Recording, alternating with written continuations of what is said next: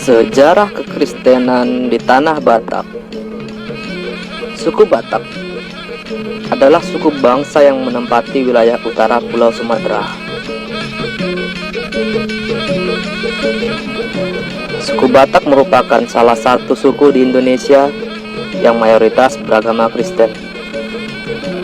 Jika dipersentasekan, orang Batak beragama Kristen mencapai kurang lebih 80%. Saking besarnya, suku-suku lain sering menganggap orang Batak pasti Kristen.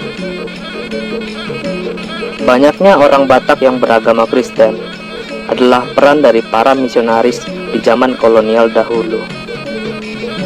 Namun, keberhasilan misionaris mengkristenkan suku Batak tak semudah yang diperkirakan, karena harus berhadapan dengan adat serta aliran kepercayaan yang dianut orang-orang Batak pada saat itu.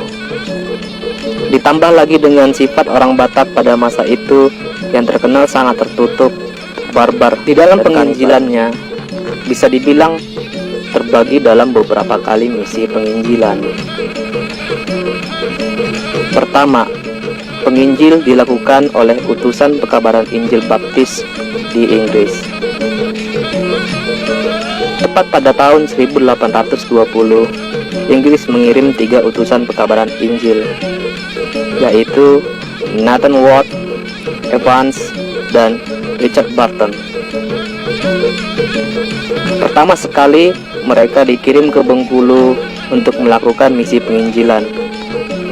Karena beberapa hal, Raffles yang saat itu menjabat sebagai gubernur menyarankan supaya mereka pergi ke utara, ke daerah tempat tinggal suku Batak yang masih menganut paham animisme. Barton dan Ward menurut petunjuk Raffles pergi ke utara. Awalnya mereka melakukan misinya di daerah pesisir. Namun karena daerah pesisir sebagian besar masyarakatnya sudah menganut agama Islam, mereka memutuskan untuk masuk ke daerah yang lebih dalam lagi. Pada tahun 1824, mereka sudah memasuki daerah Silindung, wilayah suku Batak Toba. Saat mereka tiba di Silindung, mereka diterima dengan baik oleh raja setempat. Namun, perjalanan penginjilan mereka terhenti ketika terjadi salah paham dengan penduduk. Penduduk menjadi tidak suka hal ini. Karena itu, para penginjil tersebut diusir. Kandaslah misi penginjilan tanah Batak yang pertama kali.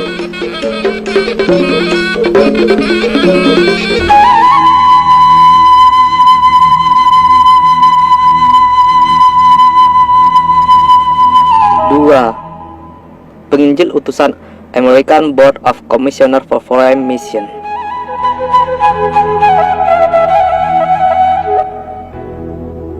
Pada tahun 1834, 2 orang Amerika, yaitu Munson dan Lyman, yang merupakan utusan gereja Kongregasionalis Amerika,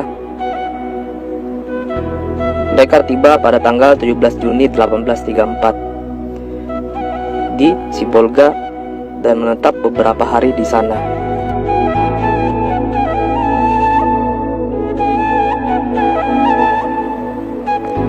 Pada 23 Juni 1834, mereka berangkat menuju pegunungan Silindung.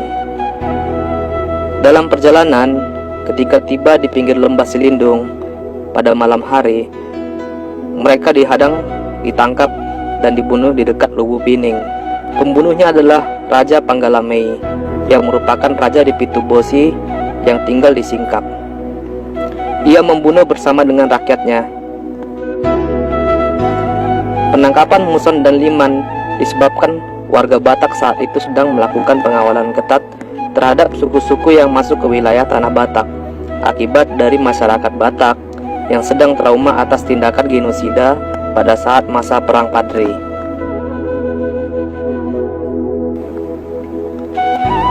Raja-raja Batak saat itu memerintahkan menangkap dan membunuh suku-suku asing yang tak bisa berbahasa Batak. Akibat minimnya pengetahuan Muson dan Liman baik kepada budaya maupun bahasa Batak, mereka pun akhirnya dibunuh dan mayatnya dimasak serta dimakan bersama-sama rakyatnya di tengah-tengah pasar. Maka kandaslah misi penginjilan yang dilakukan Muson dan Liman.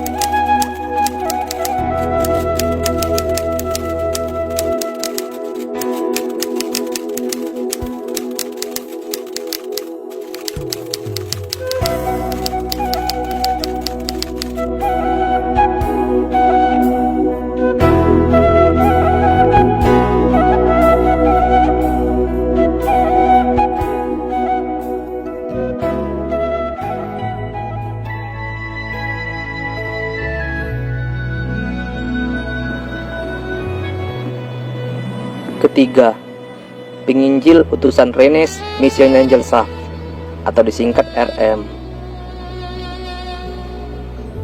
Pada tahun 1840, seorang ilmuwan berkebangsaan Jerman, Franz Wilhelm, melakukan perjalanan ke daerah Batak dan kemudian menerbitkan karangan tentang suku Batak. Dalam buku tersebut, Jung Hun menasihatkan pemerintah kolonial untuk membuka jending Kristen guna membendung pengaruh Islam di bagian utara Pulau Sumatera.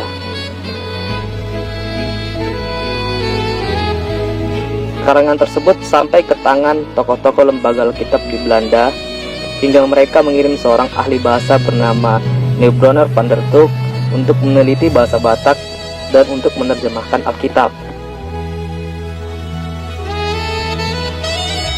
Van der Tuuk adalah orang Eropa pertama yang menatap Danau Toba dan bertemu dengan si Singamangaraja. Dia merasa senang berkomunikasi dan menyambut orang Batak di rumahnya. Van der Tuuk memberi saran supaya lembaga Zending mengutus para penginjil ke Tapanuli, langsung ke daerah pedalamannya. Pada tahun 1857, pekabar Injil G. van Asselt, utusan dari jemaat kecil di Ermelo, Belanda, melakukan pelayanan di Tapanuli Selatan. Ia menembus beberapa pemuda dan memberi mereka pengajaran Kristiani. Pada 31 Maret 1861, dua orang Batak pertama dibaptis, yaitu Jakobus Tampu Bolon dan Simon Siregar.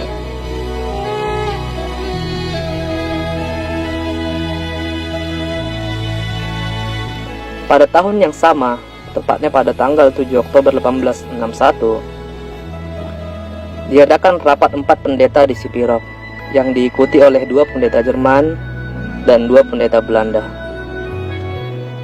Mereka melakukan rapat untuk menyerahkan misi penginjilan kepada RM. Dan hari tersebut dianggap sebagai hari jadi berdirinya Budaya Kristen Batak Protestan.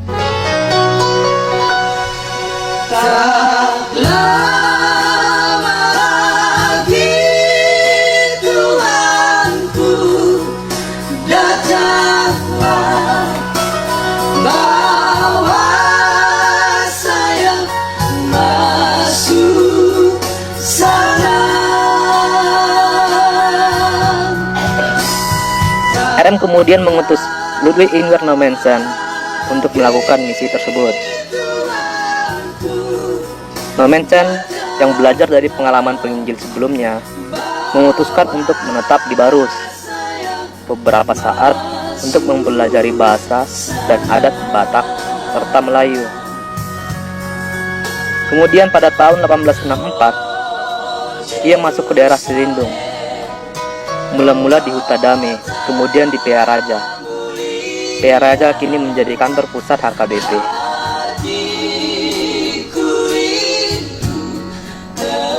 Dalam menyampaikan Injil, Nommensen dibantu oleh Raja Pontas Tumban Tobing. Raja Pontas Tumban Tobing adalah Raja Batak pertama yang dibaptis. Raja Pontas Tumban Tobing membantu Nommensen untuk mengantarnya dari Barus ke Selindung dengan catatan bahwa ia tidak bertanggung jawab atas keselamatannya. Pada awalnya, Nommensen tidak diterima baik oleh penduduk karena takut terkena bala karena mereka menerima orang lain yang tidak memelihara adat. Dan pada suatu waktu, diadakan pesta nenek moyang di Atas Barita. Biasanya disembelih korban. Saat itu, sudah kerasukan roh, si Baso atau pengantara orang-orang halus menyuruh orang banyak untuk membunuh Nommensen sebagai korban. Yang pada saat itu, beliau hadir di situ. Dalam keadaan seperti ini, Nommensen hadir ke permukaan dan berkata kepada orang banyak, "Roh yang berbicara melalui orang itu sudah banyak memperdaya kalian. Itu bukan roh di Atas Barita, nenekmu, melainkan roh jahat. Tidak mungkin nenekmu menuntut darah salah satu dari keturunannya." Begitu kata Nommensen. Setelah Nommensen mengatakan hal itu, segera si Baso jatuh ke tanah. Akibat peristiwa itu, warga Batak mulai segan terhadap Nommensen dan semakin ingin membunuh beliau.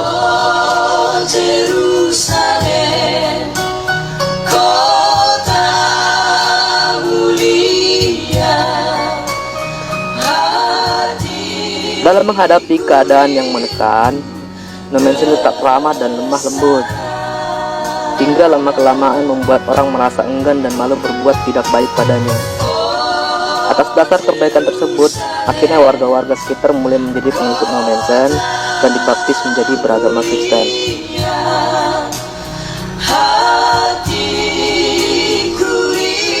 Suatu keberhasilan yang dilakukan Nommensen membuat misi penginjilan semakin mudah dilakukan dan semakin menyebar sampai ke tanah Sinalungun, Karo, Pakpak, dan lain-lain. Datanglah